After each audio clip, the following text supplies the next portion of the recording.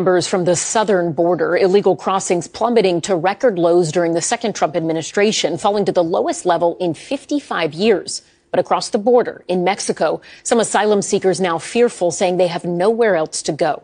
NBC's Julia Ainsley has the new reporting.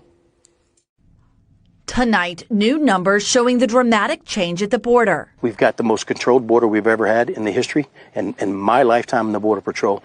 In Eagle Pass, Texas, during the Biden administration, more than 2,000 migrants crossed into the U.S. in a single day. But now, under President Trump's policies, officers encounter just 20 migrants a day here. Tonight, DHS touting the lowest number of illegal border crossings since 1970. And Border Patrol Chief Mike Banks tells us they'll expand the 1 mile of defensive buoys on the Rio Grande. We've got about 500 miles identified across the entire Texas border where we're going to place these in the river. Is this the new wall? It's defense in depth. We were here 2 years ago where migrants used to carry children on their backs to get across this river and cut through this barbed wire to get to the United States. They would see hundreds, even thousands a day in this very spot. But today, it's silent. North in Del Rio, border residents telling us they're thrilled crossings are down. We want our community back normal.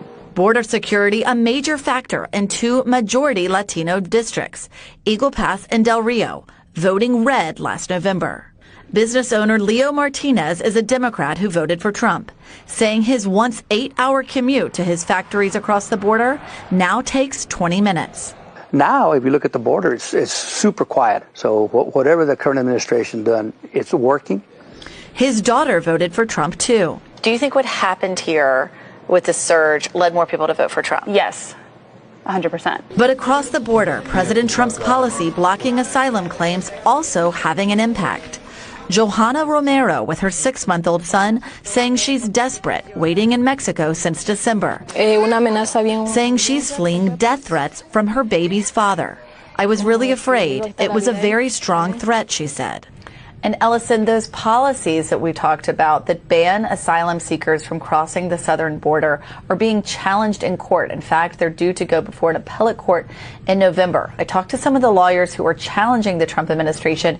They called the policy extreme and say that it does not allow people who might have the right to claim asylum in the United States to even get a basic screening.